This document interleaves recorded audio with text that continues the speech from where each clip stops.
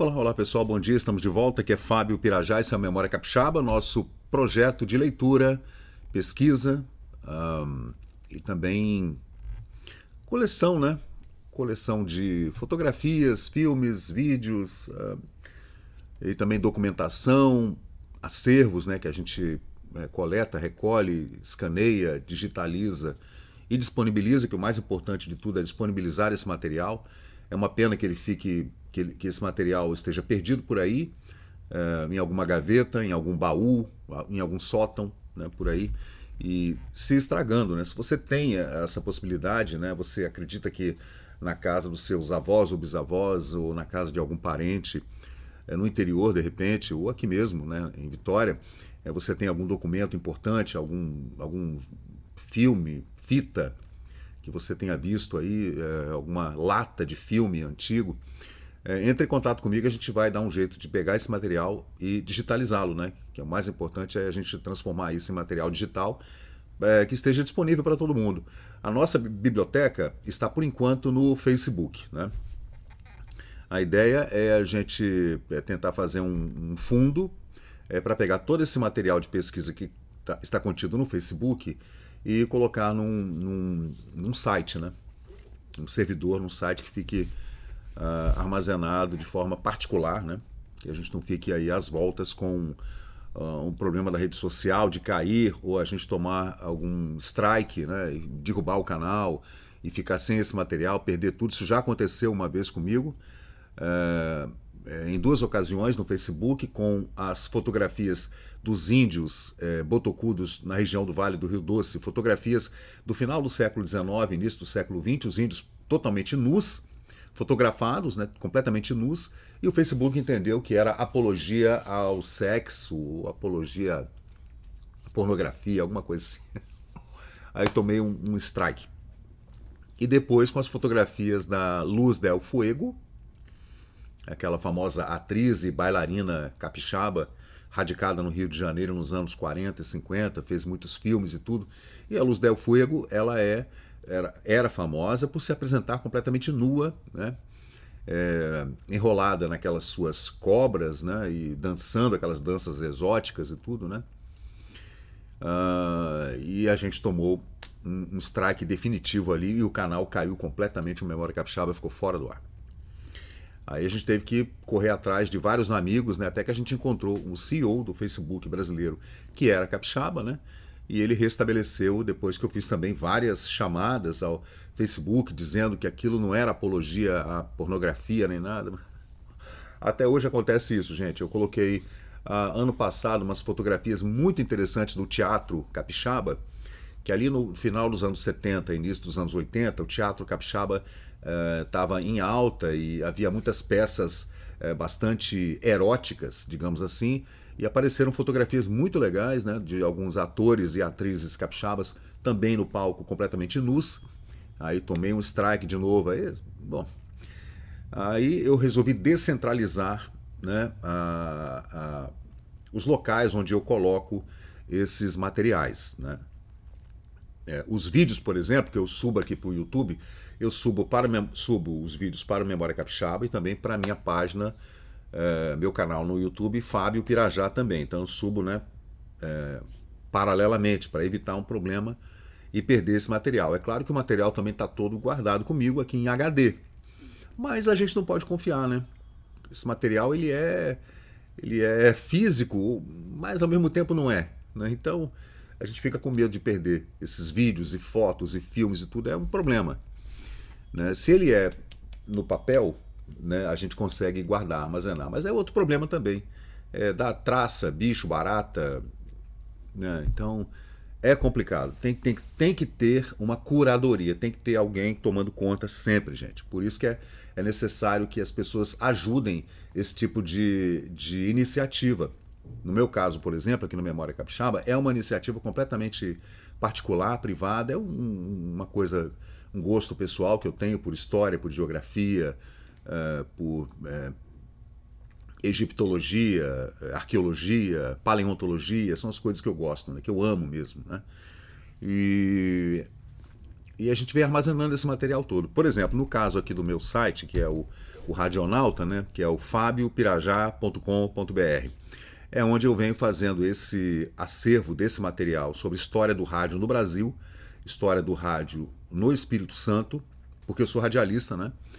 E esse material está num site pessoal, então ninguém pode derrubar esse material. Então esse material eu pago para armazenar esse material. Então aqui você vê fotos e gravações antigas e filmagens antigas do rádio brasileiro e do rádio capixaba, desde 1922, né, no centenário da independência, com Roquete Pinto fazendo a primeira transmissão e tal. E, claro, também as fotografias antigas do rádio capixaba aqui, por exemplo, centenas de fotografias do rádio, desde FM, por exemplo, desde os anos 70 e tudo. Então a gente vem fazendo esse trabalho, que é um trabalho voluntário, né? Esse é o História do Rádio, o Radionauta, é fabiopirajá.com.br. Então, gente, vamos lá. Vamos voltar aqui para o Memória Capixaba, hoje tratando mais uma vez desses tempos conturbados aí do final da década de 1920, tratando da transição do governo Florentino Avidos para o governo Aristeu Borges de Aguiar, que nesse período se deu então uma ruptura entre os governos fluminenses, aqui no Espírito Santo, do Nestor Gomes e do Florentino Avidos, que não eram capixabas, mas rapidamente mesclaram-se à alta sociedade capixaba, né, com os casamentos, que era assim que se fazia antigamente, né? Todo mundo se casa com todo mundo, e você cria uma nova hierarquia dentro desse estamento social burocrático, né? Comum. Isso aí a gente vê no Brasil, não só no Brasil, né? No mundo inteiro é assim que as coisas funcionam, né? E esse é o Aristeu, gente, numa fotografia dos anos 30, quando ele já estava meio que exilado no Rio de Janeiro por conta do golpe do Getúlio Vargas em 1930, né? E a instituição do governo provisório, né? E o Aristeu foi-se embora para o Rio de Janeiro, né? Levou a família embora porque aqui estava muito perigoso, né?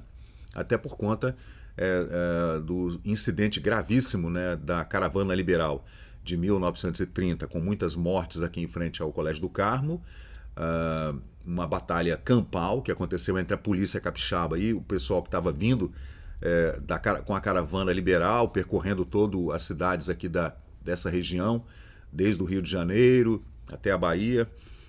E esse enfrentamento da população, dos políticos na Caravana Liberal e também a polícia capixaba acabou dando em muitas mortes, né? Os culpados acabaram... as pessoas acabaram sendo mortas, né? Os culpados foram massacrados pela imprensa capixaba e também pela imprensa carioca, né? Teve jornal empastelado e tudo, por conta de ordens do Aristeu Aguiar e do Mirabeau Pimentel, que era o seu lugar-tenente, digamos assim, né? Seu assessor direto, e também homem da família. Gente, esse período foi muito conturbado, né?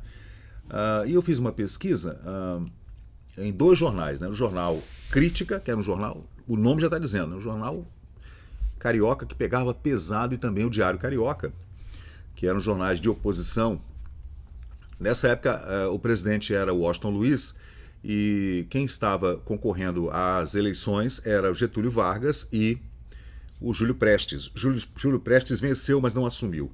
Então aqui no Espírito Santo ficou uma facção apoiando o Júlio Prestes e outra facção apoiando o Getúlio. No Rio de Janeiro também uma confusão. Getúlio não concordou com o resultado das eleições. Opa, vamos vendo. Não aceitou de jeito nenhum, né? Juntou com suas tropas desde o Rio Grande do Sul, com apoio de outros estados, e deu esse golpe de 1930 e depois instituiu uma ditadura que durou até 1945.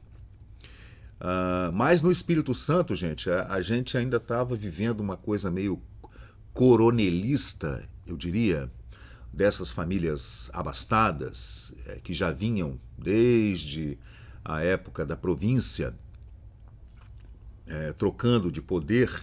E foi nesse período, entre 1920 e até 1928, que nós vamos entender uma interferência do governo federal na capital, no Rio de Janeiro, na época, dentro da política capixaba. Aí mandaram para cá o Nestor Gomes, Coronel Nestor Gomes, que não era capixaba, né? E quebrou aquela hegemonia da família Monteiro, Bernardino, Jerônimo, Marcondes, né?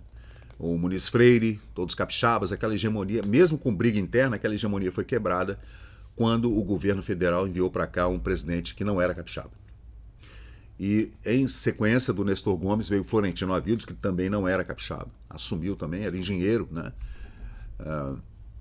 Especialista em eletrificação, usinas e tal, então ele veio para cá e acabou assumindo, e esses dois governos, entre 1920 e 1928, foram dois governos que quebraram essa hegemonia, né, das famílias, assim, digamos. Mas depois, nos anos 1928, em 1928, assumiu o Aristeu, que também era de família capixaba, né, da Serra, e aí a coisa voltou a ser como era antes.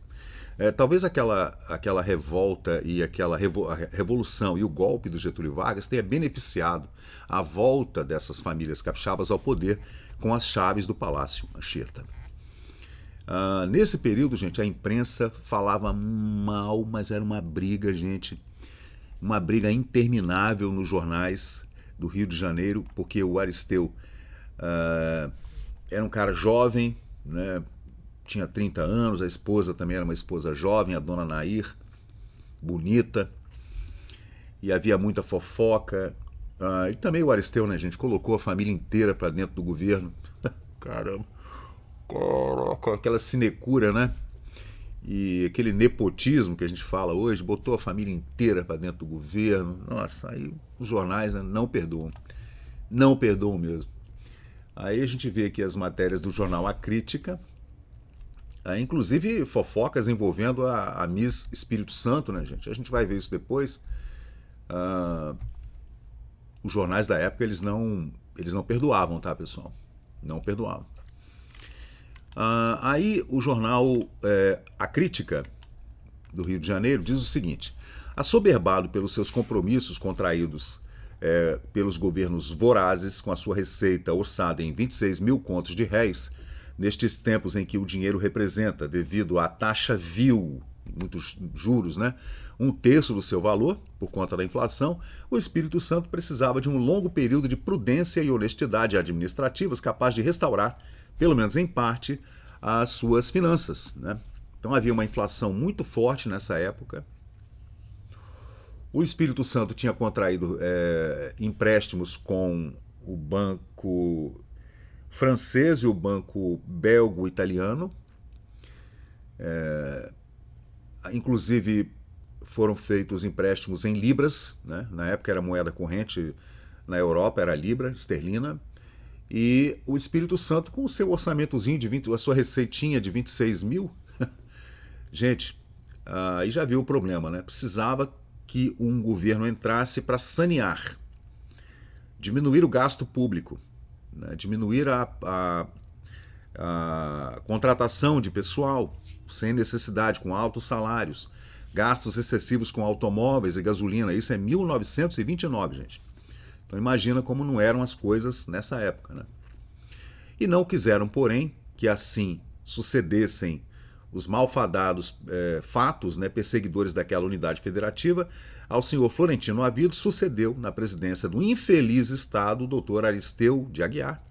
E tudo indica que o segundo rivaliza brilhantemente com o primeiro. Então eles eram adversários políticos, além de tudo, né? Não houve solução de continuidade. O Florentino não conseguiu colocar alguém que ele quisesse, né? Nem nas comidas, nem nas aventuras administrativas. Agora mesmo está na capital capixaba um tal senhor, um Mr. Anderson, ex-diretor da Brazilian Warranty e chefe atual da London and Brazil Investment, que vai obter para o Estado um empréstimo de 90 mil contos de réis. Vai vendo. Isso são notícias nos jornais do Rio de Janeiro, dando conta de que o Espírito Santo tinha uma receita de 26 mil contos e estava pegando quase 100 mil de empréstimo, com 2 bancos, né? Pela operação, disse a boca miúda, né, em Vitória, muito se interessa porque visando poupudas comissões, o senhor Florentino Avidos, senador da República, e Donatário Feliz e Pantagruélico do Estado do Espírito Santo, está com seus olhos neste empréstimo. Né? Pantagruélico seria um adjetivo para quem come muito, né? Aquele glutão, digamos assim. Né? Um empréstimo que ameaça fracassar. Essa é a manchete do jornal Crítica de março de 1930, 29, né? O Espírito Santo livre de uma formidável aventura. Há dias chegou a esta capital, no Rio de Janeiro, um emissário do governo do Espírito Santo, o senhor João Machado, encarregado de entendimentos com alguns estabelecimentos bancários do Rio de Janeiro, na realização de uma grande operação financeira pretendida pelo atual governo do Espírito Santo. À frente, o senhor Aristeu Borges de Aguiar. O senhor João Machado, os leitores já devem conhecer. Ele é secretário de Finanças do governo do Espírito Santo, do Aristeu de Aguiar, o formidoloso, segundo os jornais, presidente do Espírito Santo. Você vê que o articulista, né, ele escreve de forma muito, né, precisa, dando adjetivos assim, né? Ex-gerente da agência do Banco do Brasil em Vitória, o doutor João Machado também já fora patrão do senhor Aristeu Aguiar. O senhor João Machado é quem manda e desmanda hoje naquela terra, só se fazendo ali o que a sua cabeça de catavento determina. Esse é o texto do jornal A Crítica, tá, gente? Tá na Biblioteca Nacional, tá? Por sugestão sua, foi que o senhor Aristeu Aguiar, nas vésperas de encerrar o Congresso Estadual, em uma noite tempestuosa, enviou àquele ramo do Poder Estadual uma mensagem pedindo autorização para contrair esse empréstimo de 90 mil contos de réis, a fim de poder levar a efeito os inadiáveis empreendimentos para os quais foi contratado um cunhado do senhor João Machado, e que devem enriquecer com aquela califa de Pantagruéis que constituem a popular firma política chamada Aguiar, Machado e Companhia. Aí eles fazem sempre uma ironia, né? O jornal é muito irônico, né? Aí vai vendo, gente. É claro que aqui no Espírito Santo há muitos descendentes desses homens citados aqui pela matéria, tá, gente? Então eu quero não quero me indispor com ninguém, eu só estou relatando, né, os fatos acontecidos na década de 20, início da década de 30, lembrando que a capital, Rio de Janeiro, era uma das cidades mais importantes do mundo, com o seu porto, enorme porto. O Rio de Janeiro era aquele splendor, né? Então, Vitória ainda vivia numa atmosfera rural, portuária rural, estranho, né? Meio coronelista e estranha, né? Era uma coisa... o que a gente... eu não gosto do termo, mas o que a gente costuma chamar de roça. Era uma roça. E 2 grupos ou 3 grupos políticos brigavam pelas chaves do Palácio Anchieta. Era assim que funcionava, né? Tinha um grupo de Cachoeiro, tinha um grupo de São Mateus, que era muito forte, tinha um grupo de Colatina, tinha um grupo de Vitória, né? E o grupo da Serra também, que era bastante forte, né? Até hoje a Serra é um município politicamente forte, né? E aí a gente vem, né, relatando esses fatos com bastante cuidado, né, para não melindrar as partes. Em menos de 2 horas, então, o Aristeu mandou para o Congresso Estadual, aqui no Palácio Anchieta, na Cidade Alta, para o Legislativo Estadual, no meio da noite, uma ação de imediato, enquanto o senhor João Machado estava no Rio, pedindo então autorização para o Congresso Estadual liberar, né, rápido, esse empréstimo de 90 mil contos de réis que seriam negociados no Rio de Janeiro através do secretário de Finanças, o senhor João Machado. Mas os homens do Espírito Santo não são, felizmente, compostos todos de aventureiros e gananciosos, né, à mercê daqueles 2 piratas. Está falando do Aristeu e do João Machado.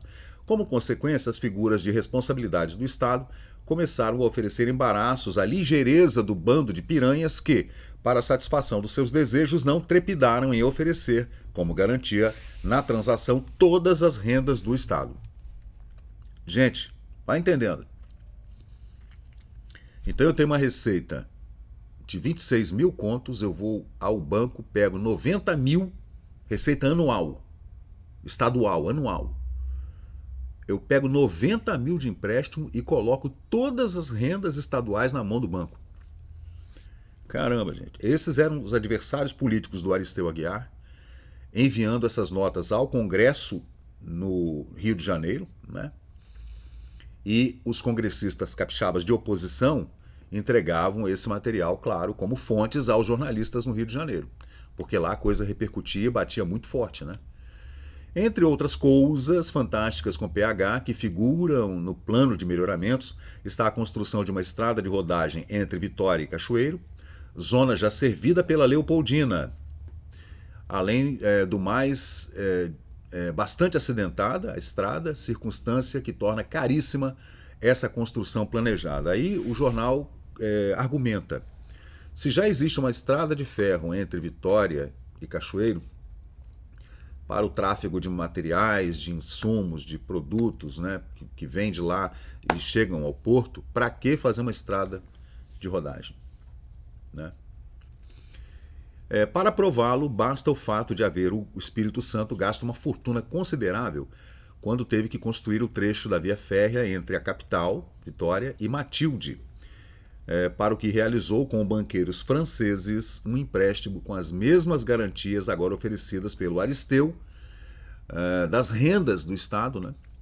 E arrastou o Espírito Santo para as maiores das humilhações em virtude da falta do pagamento de um cupom, de uma dessas parcelas do empréstimo, irregularidade que levou os representantes dos credores até Vitória, onde foram tomar conta das repartições arrecadadoras. Vê, gente? Caramba. Seria mais ou menos como você está devendo para um agiota e o agiota entrar dentro da sua casa e morar lá. O que aconteceu durante o governo do Florentino.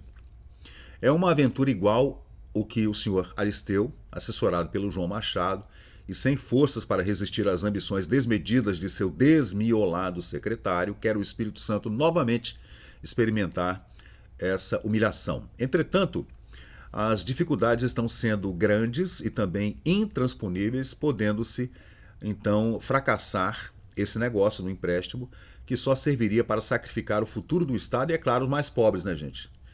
Né? Para enriquecer meia dúzia de patifes, ele fala enricar, né?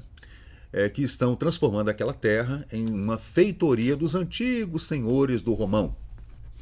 Depois a gente vai entender por que ele fala Romão aqui, tá, gente? E o problema com o Instituto de Defesa do Café, gente? Então, o Instituto de Defesa do Café tem, então, beneficiado uma parentela voraz do chefe da oligarquia capixaba. Essa é uma outra denúncia do jornal Diário Carioca, também em 1929, falando dessa voragem dos empréstimos e também toda a corrupção dentro da Bolsa de Comércio do Café do Espírito Santo, nessa época, no final dos anos 1920, escritório que estava instalado no edifício Glória, nessa época, né? E como é do domínio de todos quantos se ocupam das nossas questões econômicas, a solução do problema do café se resume para evitar a exploração dos baixistas estrangeiros que vivem a tripa forra, né, se empanturrando, à custa do nosso principal produto, o café, enquanto os lavradores brasileiros apertam os cintos na eliminação da quantidade em benefício da qualidade. E o café capixaba era um dos piores cafés do Brasil, né? Isto é, no processo de natural seleção que regula atualmente em todo o universo os produtos industriais. Então, o Espírito Santo estava exportando cafés de péssima qualidade. Estavam vindo cafés do México, da Colômbia, de São Paulo, né? E o Espírito Santo estava entregando para os seus compradores, né, fora daqui, inclusive no exterior, na Europa, principalmente, Estados Unidos foi depois, cafés de péssima qualidade. E a concorrência era incrível. A concorrência vinha de países da América Central, também aqui da América do Sul, especialmente em São Paulo, né, que era o nosso grande concorrente, Por isso, nessa época, o Aristeu viajou para São Paulo, naquela Feira Internacional do Café, para tentar recolocar o café capixaba em igualdade de condições nessa luta pela exportação desse produto, que era o principal produto de exportação brasileiro até os anos 1930. Criando como criou o Instituto de Defesa Permanente do Café, o Estado de São Paulo visou não só a valorização ocasional, mas também a retenção dos estoques, controle de produção, aperfeiçoamento dos tipos de café, estabelecer o equilíbrio, a que nos referimos acima, entre o consumo e a produção. Vai vendo. A gente acha que antigamente as coisas eram meio à moda, né? Mas não. A coisa era muito bem organizada. Você vê que em São Paulo, tanto o poder público quanto os grandes produtores de café paulistas, eles tinham uma ideia da magnitude, da potência desse produto para exportação, que fizeram uma engenharia tal que esse café fosse colocado no mercado externo de forma a competir em primeiro lugar, como sempre foi. O café brasileiro sempre foi um café que chegou primeiro às mesas do mundo inteiro e depois foi perdendo o mercado exatamente entre os anos 1910 e 1930. Infelizmente, porém, os compromissos assumidos pelos governos signatários do acordo não foram respeitados, haja vista o que vem acontecendo no Espírito Santo. Então, o Espírito Santo, nós tivemos então essa ida do Aristeu até São Paulo, nesse Congresso Internacional de Cafés. Eu até fiz aqui, gente, eu criei um álbum aqui para tratar desse assunto. Deixa eu ver se eu encontro aqui no Facebook. Deixa eu fazer uma busca aqui com você. Quer ver, gente? Foi um evento bem grande, né? E esse evento continuou acontecendo nos anos 40, nos anos 50, né? Porque o café sempre foi, né? Importantíssimo produto de exportação, né? Foi uma convenção, né? Uma feira internacional, que agora eu esqueci o nome. Eu fiz a pesquisa outro dia. Tem até uns pôsteres muito bonitos. Mas agora, infelizmente, eu não vou encontrar. Mas não tem problema. A gente continua aqui com o problema da Bolsa do Café Capixaba. Em 1929, o Espírito Santo, comandado pelo Aristeu Aguiar, e sua oposição muito ferrenha, tanto no Congresso Estadual, quanto na Câmara Federal, no Rio de Janeiro, quanto na imprensa carioca. Ao invés de seguir o exemplo de São Paulo, né, fazendo esse equilíbrio entre produção, consumo, a valorização do café, a retenção dos estoques, o controle na produção, o aperfeiçoamento dos tipos de café, etc.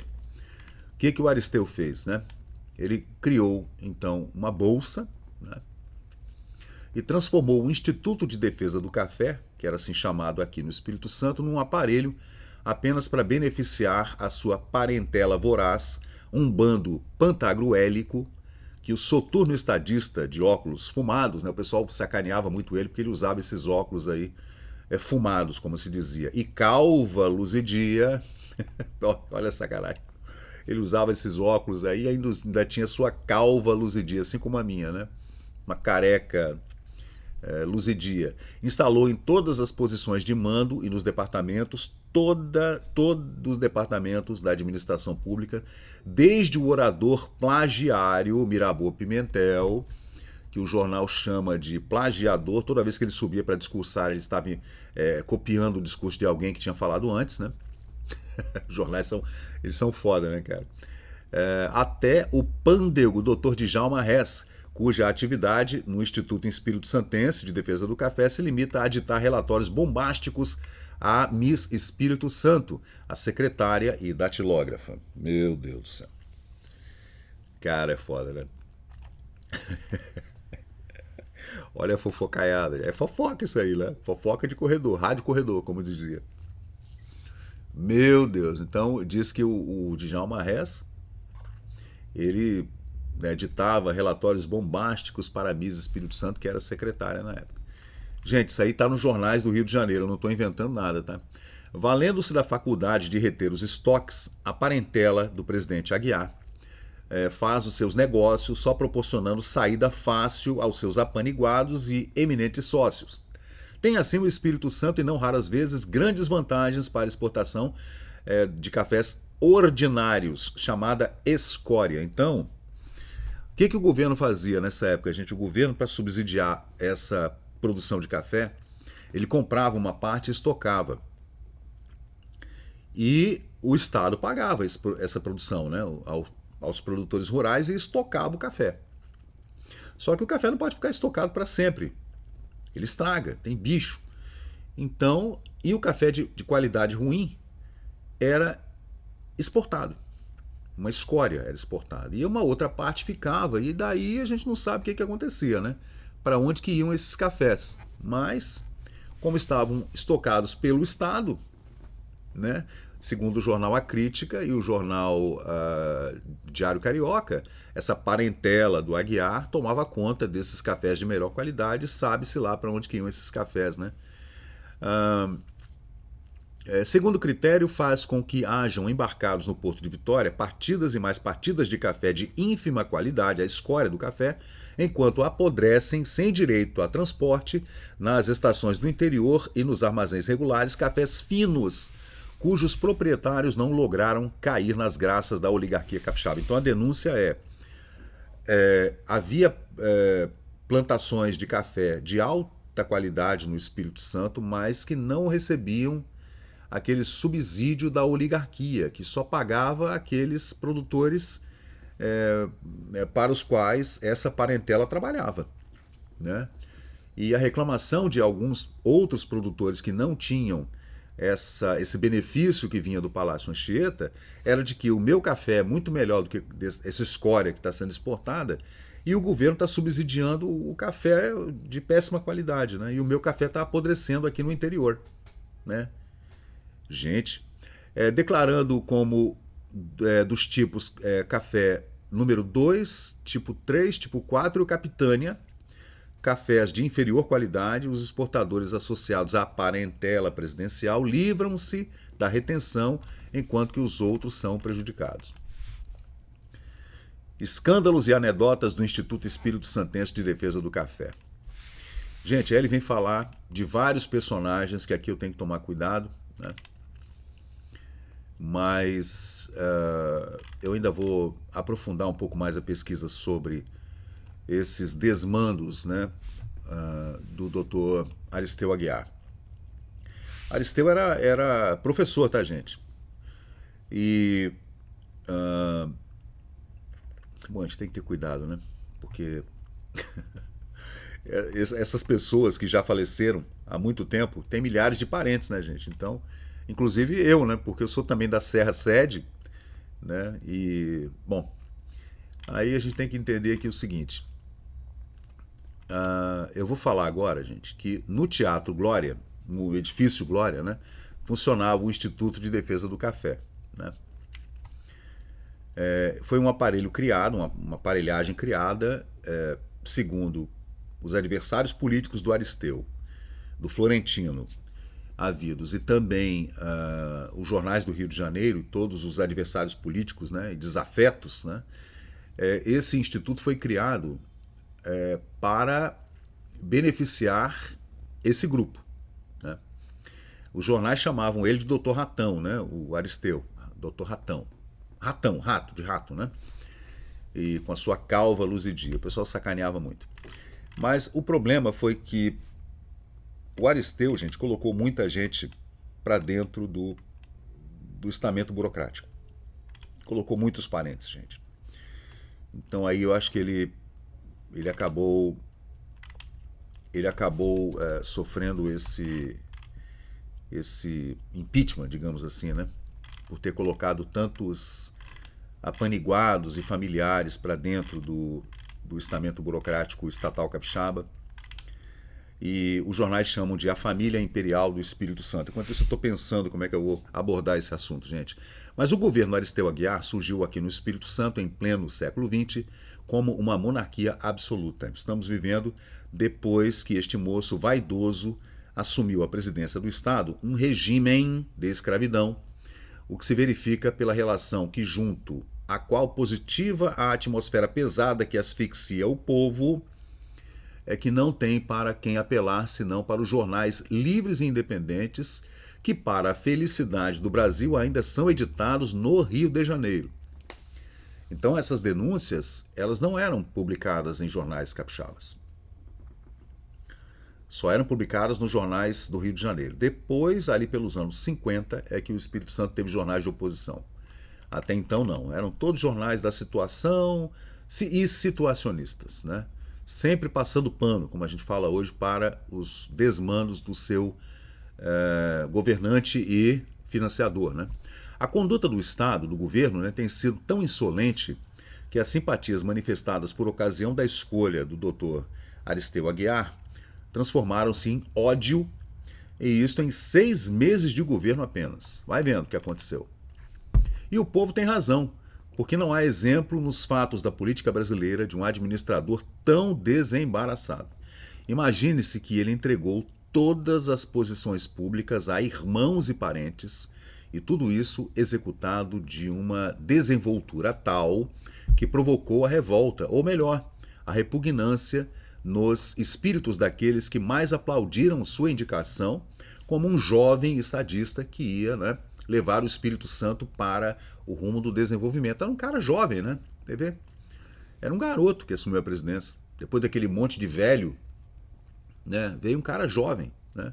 Desde o Muniz Freire, que não havia um governante tão jovem, né? E ele foi, o Aristeu, uma grande decepção. O povo apelidou-o de Czar, né, não faltando nem mesmo o monge, que é o espadaúdo senhor Xenócrates Calmon, da família Calmon, lá de Colatina, Baunilha, né? Senhor absoluto do Vale do Rio Doce, e já na brecha para a sucessão governamental. Havia a possibilidade que o Xenócrates fosse o próximo governador, né? A não ser os príncipes, ninguém mais tem valor neste desgraçado estado. Deputados, senadores, chefes prestigiosos e queridos naqueles municípios do interior são recebidos em palácio com a mesma indiferença e o mesmo desprezo que ele dispensa àqueles que lhe vão humildemente pedir-lhe emprego. Então dizem que no Palácio Anchieta, nessa época do governo do Aristeu, os prefeitos do interior, deputados, até senadores eram tratados com indiferença. E não se diga que falo magoado por interesses políticos, pois aqui não há política e sim uma balbúrdia, porque o presidente só pensa no empréstimo que vai realizar no futuro de sua parentela, de sua grande parentela. Então ele ia primeiro colocar a parentela para dentro do governo e depois ia ter, né, os seus dividendos, né? Quem assina esse artigo, gente, é um senhor Anchieta, ele é um pseudônimo, né? Mas publicou no jornal Diário Carioca em 1929 com muito ódio. Diz ele que não está magoado, né? Apenas relata que o Aristeu chegou no governo e sem o menor pudor saiu colocando todo mundo, toda a sua família para dentro do governo. Gente, é escandaloso, né? Segundo o cara que relata a história, né? Um mocinho formado ultimamente, ele fala, né, que o cara acabou de se formar, é um garotão, só porque pretende casar-se com uma cunhada do presidente, já foi como escândalo nomeado procurador da República. De todas as nomeações, porém, a que produziu verdadeira indignação no espírito público capixaba foi o doutor Ducla de Aguiar, irmão do presidente Aristeu, para o cargo de diretor de higiene. Seria o secretário de saúde, né, gente? O presidente procurou, por processos secretos, afastar desse cargo o doutor Oswaldo Monteiro, que era o diretor de higiene, que vinha dirigindo o departamento de forma exemplar, para nomear seu irmão Ducla, um vago esculápio, e que por isso nunca conseguiu clientes nesta terra. Gente, vai vendo. Transformou a repartição de higiene em pelourinho, para onde são arrastados inclementemente seus inúmeros desafetos. O povo apelidou-o de Peru. Caramba, vai vendo. Aqui sofre-se calado como carneiro, sim, porque ninguém é idiota para se queixar ao presidente de seus irmãos e parentes. Mas ele não perde por esperar. A fermentação já existe e daí para a ebulição é um nada. Do jeito que está, até explodir, falta pouco. A dinamite tanto serve para desagregar rochas como também para espatifar automóveis. Aqui vai a lista imperial de apaniguados e a parentela do Aristeu Aguiar dentro do governo. Secretário da Agricultura, um irmão do presidente chamado Ormando Aguiar. Secretário do Interior, um concunhado do presidente, o Mirabeau Pimentel. Irmão do presidente, no diretor de higiene, Dr. Ducla de Aguiar. O provedor da Santa Casa de Misericórdia, o Eurico Aguiar, irmão também do presidente. Líder do Congresso Estadual, Augusto Aguiar, também irmão do presidente, deputado. No Instituto de Defesa do Café, o diretor Aldifax Aguiar, irmão do presidente. Presidente do Congresso, Xenócrates Calmon, primo do presidente. Secretário particular, o secretário era Eurico Aguiar Salles, sobrinho do presidente. O homem responsável pela desapropriação de casas e de outras comidas, Flávio Aguiar, irmão do presidente. O prefeito de Cariacica, Adalberto Barbosa, cunhado do presidente. O prefeito de Santa Leopoldina, Carlos Avancini, concunhado do presidente. Procurador da República, Santos Neves, futuro cunhado do presidente. E vai. O cara tava puto, o tal do Anchieta, assim que ele assinou essa matéria no Diário Carioca em 1929. Aí pós-scriptum, PS, né? Hoje o senhor Aldifas Aguiar, irmão do presidente, meteu o chicote em plena Praça 8 no doutor João Milton Varejão, advogado nesta capital. Então, gente, são muitas denúncias, né, desse governo, que acabou terminando não por conta de embates políticos internos, mas por conta da Revolução de 30. Aí você vê como é que o Espírito Santo estava descolado, né? Apesar de, nesse período, o Florentino, o Nestor, como era do Rio, Florentino também do Rio, e até mesmo o Aristeu Aguiar, faziam viagens regulares à capital da República, ao Rio de Janeiro, ali do lado, né? Para reuniões no Palácio do Governo no Rio de Janeiro, no Palácio do Catete com o presidente da República, né? Até para ver o que estava acontecendo nesse ano de 1929 por conta das eleições. Então, nesse período, haveria de uma forma ou de outra uma ruptura, né? Ou Getúlio ganhava, ou continuava do jeito que estava, com a República Velha, vindo desde a proclamação da República, com aqueles cafeicultores de São Paulo e de Minas, trocando cadeiras, né? Aquele negócio do café com leite lá, que a gente estudou no segundo grau, né? E haveria uma ruptura de qualquer jeito, né? Se Júlio Prestes ganhasse, não ia conseguir governar. E Getúlio não aceitou, perderam nas eleições de 30 e deu golpe. E o Espírito Santo vivia também essa luta interna entre oligarquias e famílias, né, daqui do Espírito Santo, de Cachoeiro. Aliás, a oligarquia de Cachoeiro foi meio escanteada nesse período, tá? Talvez por isso o embate na capital federal tenha sido tão forte, com deputados federais e senadores discutindo isso lá no Palácio Monroe, sobre os desmandos que estavam acontecendo nesse período de 1920 a 1929 no Espírito Santo. E os jornais do Rio bombando. Aqui em Vitória ninguém falava nada. Como sempre, né? Vitória é sempre a última a dar uma notícia do que acontece aqui mesmo, né? Depois que sai em tudo quanto é lugar do Brasil, aí tem um escândalo de corrupção. Quando é crime, não. Quando é crime comum, crime passional, é no primeiro dia. Quando é escândalo envolvendo grandes fortunas e famílias abastadas e tal, o pessoal do poder, não. Aí fica todo mundo quietinho. Quando explode em Brasília, explode na Polícia Federal, aí sai na imprensa. Era a mesma coisa nos anos 30, gente, não mudou nada, né? Então é isso, né? Esse é mais um capítulo extraordinário que eu vou desdobrar. Esse período é interessante porque foi logo depois que o Getúlio deu o golpe, instituiu o Estado Novo depois, uma nova Constituição, e o Espírito Santo ficou ali naquele ínterim, assim, numa pausa, e depois vem a Segunda Guerra Mundial, né? Então a gente vai entender vou fazer vários vídeos aqui, vou fazer uma playlist no canal para entender o que estava acontecendo e por que havia esse terremoto aqui na política capixaba nesse período, né, gente? Você vê que o solo político, econômico capixaba estava se movimentando, essas placas tectônicas estavam, né, se colidindo, né? Várias placas políticas tectônicas colidindo ao mesmo tempo, do pessoal de Cachoeiro, do pessoal de Colatina, das famílias de Vitória, o pessoal que estava interessado, né, na política do nosso maior produto, que era o café. E a gente vai entender mais dessa história, que é incrível mesmo, né, dessa política aí nos anos 1920.